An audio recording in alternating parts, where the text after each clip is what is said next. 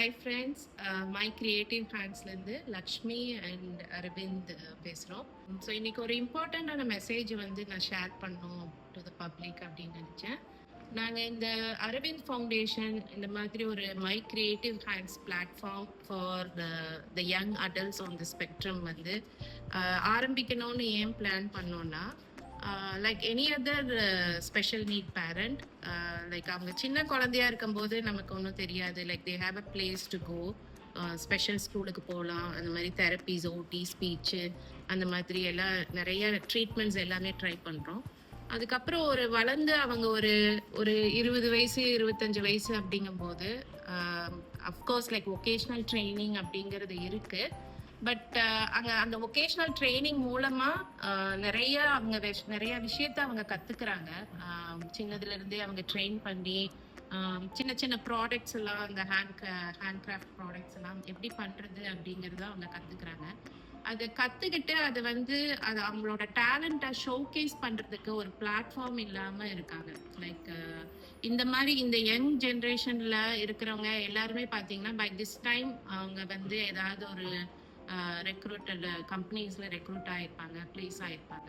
So இந்த மாதிரி community, இந்த மாதிரி பாப்புலேஷன் உள்ள குழந்தைங்க பார்த்தீங்கன்னா most of them like when they are verbal, அவங்களால எக்ஸ்பிரஸ் பண்ண முடியும். அப்படிங்கும்போது கண்டிப்பாக அந்த குழந்தைய வந்து ஒரு காலேஜ் முடிச்சு ஒரு ஏதாவது இடத்துல வந்து ஒரு பிளேஸ்மெண்ட் கிடைக்கிறதுக்கு வாய்ப்பு இருக்குது, சான்சஸ் ஆர் தேர்.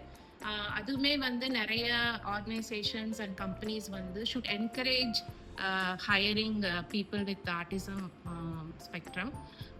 இந்த மாதிரி மாடரேட் டு சிவியராக இருக்கிற குழந்தைங்க பார்த்தீங்கன்னா அது எண்ட் அப் லைக் வீடு இல்லைன்னா அந்த மாதிரி ஒகேஷ்னல் ட்ரைனிங், அந்த மாதிரி அவங்களோட லைஃப் வந்து ஒரு சர்க்கிள்லேயே இதாக இருக்குது. ஸோ அதனால் நாங்கள் வந்து இதை வந்து கொஞ்சம் வெளியே கொண்டு வந்து, ஸோ இவங்களுக்கு ஒரு ரெகக்னிஷன் வேணும் அப்படிங்கிறதுக்காக தான் மெயினாக வந்து நாங்கள் இந்த சோஷியல் பிளாட்ஃபார்ம்க்கே வந்தோம். ஸோ ஏன்னா இவங்க பண்ணுறது எல்லாமே வந்து வெளி உலகத்துக்கு தெரியணும்.